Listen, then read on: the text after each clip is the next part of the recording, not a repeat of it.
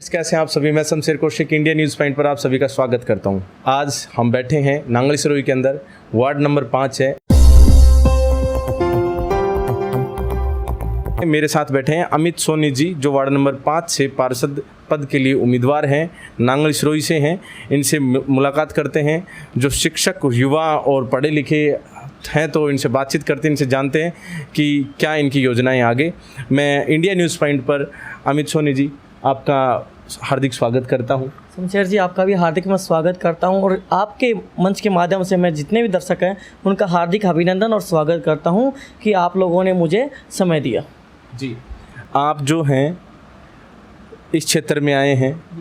7 जुलाई को पार्षद पद के लिए ये भी बता दिया गया है कि वार्ड नंबर 5 में जनरल सीट आ चुकी है, तो फिर सीट आ चुकी है, अनाउंसमेंट हो चुकी है, तो आपकी तरफ से क्या प्लान किया जा रहा है, क्या योजनाएं, आप क्या कर रहे हैं? कौशिक साहब, हम जर्नल सीट की वेट नहीं कर रहे थे।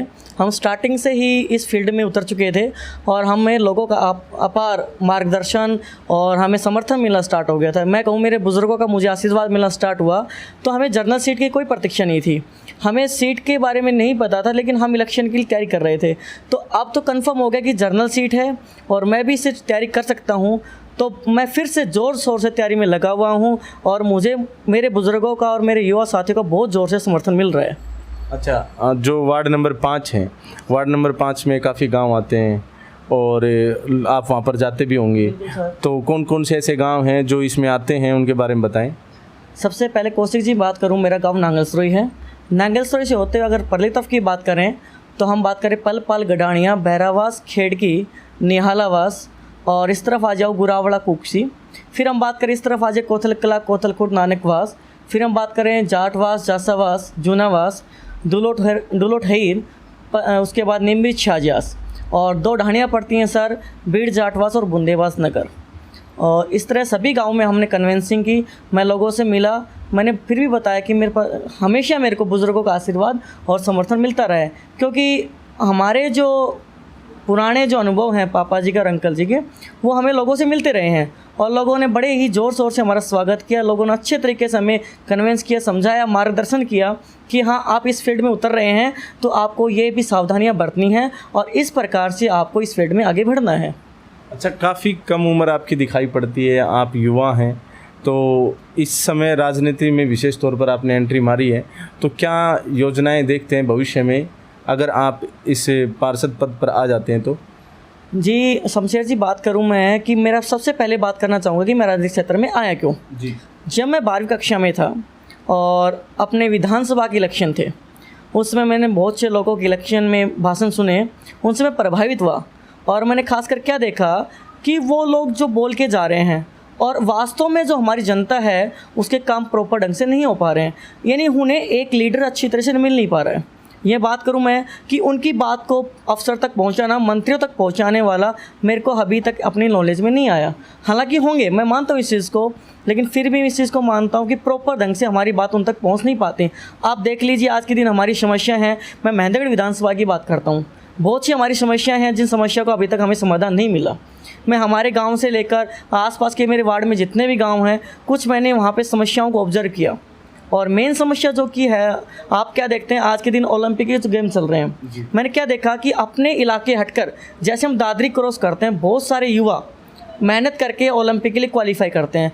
मैं ये कहूँगा कि हमारे यहाँ के युवा भी बहुत मेहनत करते हैं, यहाँ पे उनमें मेहनत की कमी नहीं, कमी तो है मार्गदर्शन की और कि हम उनको एक प्लेटफॉर्म नहीं प्रोवाइड करवा रहे हैं। सबसे मेरा मोटिव ये रहेगा कि मैं उन युवाओं को एक ऐसा प्लेटफॉर्म प्रोवाइड कराऊँ, क्योंकि मैं युवा हूँ और मैं शिक्षा के क्षेत्र से जुड़ा हुआ हूँ। तो मैंने शिक्षा के क्षेत्र के साथ जो खेल में और कल्चर एक्टिविटीज़ में जो कमियां देखी, उन कमियों को दूर करने के लिए मैं फ्यूचर में सेमिनार भी लगवाऊंगा, क्योंकि मेरे कुछ कोचेज़ हैं वो जान पहचान के, जैसे मैं वेट लिफ्टिंग की बात करूं, मैं वॉलीबॉल की बात करूं, मैं कबड्डी की बात करूं, सारे मेरे गवर्नमेंट कोचेज से रिलेशन है और आने वाले भविष्य में मैं एक सेमिनार भी लगवाऊँगा और जो युवा इस सेमिनार के तहत आगे बढ़ना चाहेगा उसके लिए हम प्रोत्साहित भी करेंगे।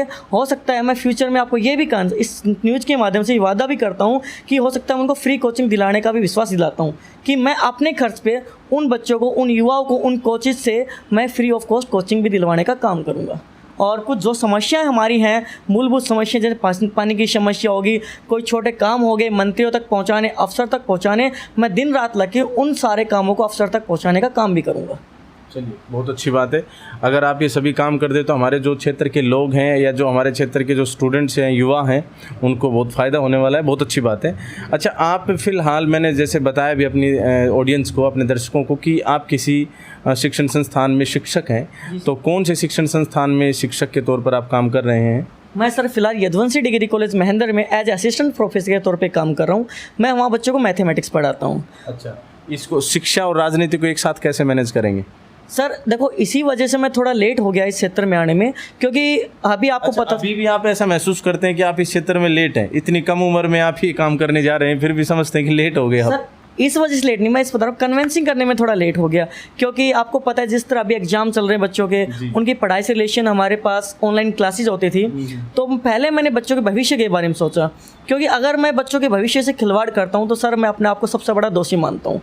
और मैंने जब बुज़ुर्गों से इस बारे में बात भी की, मेरे युवा साथियों से बात की, तो उन्होंने मेरे को बहुत अच्छा अप्रिशिएट किया। उन्होंने ये भी कहा कि आपने बहुत अच्छा काम किया कि पहले आपने एजुकेशन को बढ़ावा दिया।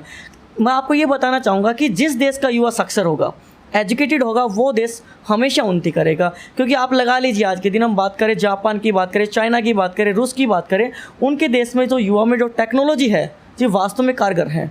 और मैं उसमें एक कमी महसूस करता हूँ अपने साइड के बच्चों की, और यहाँ पे बच्चे मेहनत करके बहुत अच्छे अंक प्राप्त कर लेते हैं सर। लेकिन एक जो मेरे को कमी खलती है कि वो बच्चे प्रैक्टिकल तौर पे अपने आप को क्वालिफाई नहीं कर पाते हैं। आपका मैंने थोड़े दिन पहले इंटरव्यू देखा कि हमारे डैरोली जाट के एक बंदे ने एक हवा से चलने वाली एक साइकिल का आविष्कार किया। शायद बाइक थी, एलपीजी से चलने वाली बाइक का उसने आविष्कार किया। उस बात को देख के मैं बहुत प्रभावित हुआ कि हमारे साइड के बच्चे भी इस फील्ड में जा रहे हैं। और इस बात को भी अप्रिशिएट करके मैं आने वाले समय में मेरे जो पिछले क्या स्टूडेंट रह चुके, उनसे भी मैंने एक बात रखी थी कि आने वाले समय में इस चीज़ के लिए भी मैं काम करूँगा। फिर कुछ बातें हैं, जैसे मैंने आपको बताया कि मूलभूत समस्याएँ भी हैं। जैसे मैं बात करूँ आपको, अपने पल से लेकर अपने ये बैरावास होते खिड़की की तरफ जाते हैं सर, यहाँ पे यातायात के साधन की कोई सुविधा नहीं है जी। हम इसके लिए भी अपनी बात रखेंगे, लेकिन वो बात कब रखी जाएगी? जब मेरे साथ स्पोर्ट्स में लोग होंगे। क्योंकि आज मैं अकेला जाता हूँ तो मेरे को आश्वासन दे के छोड़ दिया जाएगा, लेकिन फ्यूचर में बुजुर्गों ने और युवा साथियों ने मेरे को आशीर्वाद दिया तो उनकी बदौलत वो हम काम जल्दी से जल्दी करवा पाएंगे। इसके बाद लगा लो, हम जैसे साफ़ सफाई की बात रखते हैं। अब थोड़ी दिन पहले एनएसएस कैंप हमने लगवाने का काम किया कॉलेज में, तो सफाई के लिए मेरे को एक बात समझ में आई कि अगर हम स्वच्छ हैं, स्वस्थ है, तो हमारा देश भी स्वच्छ है, स्वस्थ रहेगा। क्योंकि अभी जैसे आपने देखा, कोरोना ने हमें बहुत कुछ सिखाया भी है। साफ़ रखना सिखाया, हमें स्वच्छ रखना सिखाया। और देखो, हम एक नेगेटिव बात है कि हमसे बहुत से लोग जुदा भी हो गए, जो इस देश को छोड़ के चले गए, हमें छोड़ के चले गए। उनके लिए मैं शोक प्रकट करता हूं और ये भी कहूँगा कि फ्यूचर में भी अपने आप को स्वस्थ रखें और साफ़ सफाई आप लोग ज़रूर रखें जी। चलिए, एक अच्छी बात है कि अच्छा शिक्षक एक अच्छा वक्ता भी होता है, तो एक अच्छा वक्ता एक अच्छा राजनीतिक भी हो जाता है। बहुत अच्छी बात है, राजनेता बन जाता है। अब बात करते हैं कि जो आपने बताया कि 22 गाँवों में 2 ढाणियों में आप जा रहे हैं, आपको समर्थन मिल रहा है, तो किस प्रकार का समर्थन और किस प्रकार की उम्मीदें आपसे की जा सकती हैं? क्या उम्मीद पर आप खरा उतरेंगे, नहीं उतरेंगे? क्या स्टेटस रहेगा वार्ड नंबर 5 की आम जनता के लिए? देखो सर, मैं यही कहूँगा, अगर मेरे बुज़ुर्गों ने और मेरे युवा साथी ने मुझे आशीर्वाद देने का काम किया, पहली बात तो जो उन्होंने लाज की जो पगड़ी मेरे सर पे बांधने का काम करेंगे, मैं कभी भी उस पगड़ी को शर्मिंदगी महसूस नहीं होने दूँगा। क्योंकि आज उन्होंने मेरे पे विश्वास किया और विश्वास करके उन्होंने मुझे इस फील्ड में आगे बढ़ाने का काम किया। क्योंकि आपको पता होगा शमशेर जी, मेरे परिवार का राजनीतिक कोई बैकग्राउंड नहीं है, हम एक नॉर्मल फैमिली से बिलोंग करते हैं। जब मैंने समस्याओं को एनालाइज किया तो मैं इस मुद्दे पे पहुंचा और मुझे युवाओं ने एक ही बात समझाई है, बेटा, कि आप आज भविष्य में, आज हम आप पे विश्वास कर रहे हैं तो ऐसा ना हो कि भविष्य में हमारा विश्वास टूट जाए। मैं इसी बात को आगे रख के बढ़ रहा हूँ। मैं शमशेर जी एक जो बात फ्रंटली बोलता हूँ कि अगर आज उन्होंने मेरे पे आशीर्वाद दिया, समर्थन दिया, मैं हमेशा दिन हो या रात उनके लिए हमेशा काम करता रहूँगा। अभी भी मैंने बहुत से काम किए, लेकिन मैं उन कामों को गिनाना नहीं चाहूँगा, क्योंकि काफ़ी मेरे साथी हैं जो एक छोटा सा काम करके गिनाना चाहते हैं। क्योंकि मैंने ये चीज़ कोरोना काल में रिप्रेजेंट की, देखा कि कुछ लोग एक बिस्कुट का पैकेट देखकर भी 10-10 लोग फ़ोटो खिंचवा रहे हैं। सर, मैंने बहुत से काम काम किए, मैं उस काम को नहीं गिनवाना चाहूँगा। हाँ, कुछ हिंट देना चाहूँगा, मैंने कुछ बच्चों को फ्री पढ़ाने का भी काम किया, कुछ समय प्लांटेशन का काम भी चल रहा था, मैंने पौधे लगाने का भी काम किया, और अपने यहाँ आसपास गौशालाएँ हैं उनमें भी कुछ डोनेट करने का काम किया। और जब लॉकडाउन चल रहा था तो हमने एक बार एसडीएम साहब से भी बात की थी। मैंने ये भी कहा था कि महेंद्रगढ़ के अंदर मैं एक कैंप लगवाऊँ ताकि बाहर से जो लोग पलायन कर रहे हैं उनको हम खाना भी दिला सकें। उस समय एसडीएम साहब की एक स्टेटमेंट थी कि महेंद्रगढ़ के अंदर हमने अभी कैंप लगा रखा है, तो अगर आपकी भविष्य में ज़रूरत पड़ेगी तो हम ज़रूर उस काम को करने का काम करेंगे। तो ये सारी चीज़ें मैं आगे धीरे धीरे कर रहा हूँ और करता भी रहूँगा। और इस चैनल के माध्यम से मैं एक बात और कहना चाहूँगा कि जिस प्रकार से जैसे किसी भी भाई को कोई भी बीमारी से रिलेटेड समस्या हो, जैसे बताना चाहूँगा मेरे पापा जी खुद निःशुल्क, जैसे किसी को सर दर्द की प्रॉब्लम हो जाए, जिसके हेडेक, जिसको आप माइग्रेन बोलते हैं, उससे रिलेटेड कोई प्रॉब्लम हो आपको, या किसी को पाइल्स की प्रॉब्लम आ जाए, या किसी की स्पाइन से नस ब्लॉक हो जाए, तो उसके लिए सर फ्री ऑफ कॉस्ट इलाज मैं करवाता हूँ मेरे पापा जी से, ताकि वो लोग हमें, और इसका मतलब ये वो लोग हमें दुआएं दे के जाते हैं और इसके लिए हम कोई पैसा नहीं लेते। ये काम भी हमने करने का काम किया।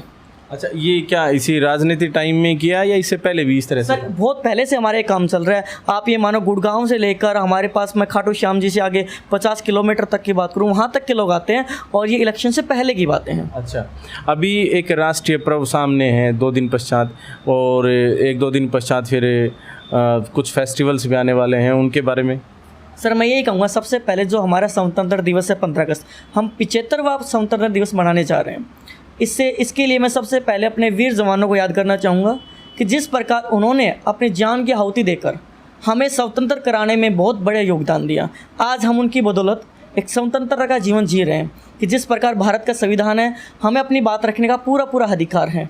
और ये मैं उन सबसे पहले उनका धन्यवाद करूँगा कि उन्होंने इस प्रकार का हमें जीवन जीने का मौका दिया। उनके लिए सबसे पहले उनका धन्यवाद करना चाहूँगा। फिर मैं एक बात और कहना चाहूँगा कि जो मेरे वीर जवान आज के दिन बॉर्डर पे खड़े हैं, दिन रात हमारी सेवा कर रहे हैं, हमारा भी उनके प्रति कुछ कर्तव्य बनता है।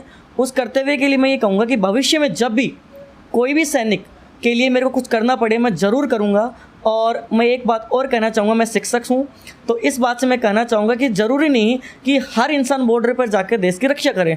हम यहाँ पे रहकर भी कुछ समस्याओं के समाधान को लेकर भी देश की रक्षा कर रहे हैं। जैसे साफ़ सफाई वाला मैंने बता दिया, दूसरे लोगों की अच्छाई के साथ लेकर, उनका हम आशीर्वाद लेकर, उनका कुछ काम करके भी हम देश के हित में काम कर रहे हैं। और जैसे मान लो कुछ हो गया कुछ काम गलती से किसी से और उसको सुलझा हमने करवा दिया, तो वो भी एक देश सेवा हित में कुछ कार्य है। जी, तो अगले 2 शब्दों में आप या 2 वाक्यों में आप जो आगे जो बधाई देनी है आपको?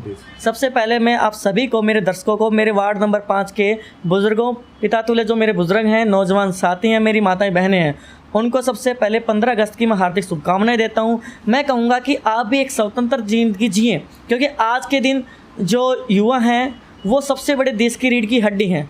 मैं यही कहूँगा कि आप देश हित में हमेशा काम करें, कोई ऐसा काम ना करें जिससे हमें देश को लज्जित होना पड़े।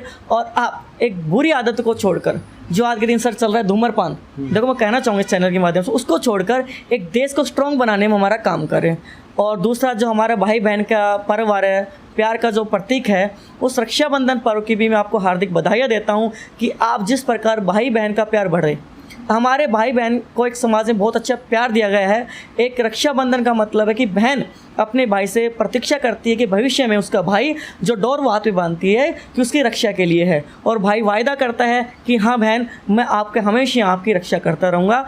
उन दोनों पर 15 अगस्त और रक्षाबंधन की मैं हाथ जोड़कर आपको हार्दिक शुभकामनाएं देता हूं। और मैं यही इस न्यूज़ चैनल के माध्यम में आपसे कामना करता हूं कि आपका जीवन स्वस्थ रहे और आप देश हित में हमेशा काम करते रहें। जय हिंद, जय भारत। बहुत बहुत धन्यवाद आप सभी का।